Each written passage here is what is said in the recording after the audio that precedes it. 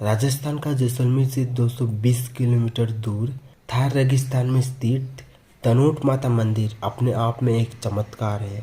ये बात है 1965 की, जब पाकिस्तान ने तनोट के ऊपर 3000 बम गिराया था और उनमें से 400 बम मंदिर परिसर के अंदर गिराया था। लेकिन माता की आशीर्वाद से उनमें से एक भी नहीं फटा और माता ने अपने पास शरण लेने वाले हर प्राणी की रक्षा की थी।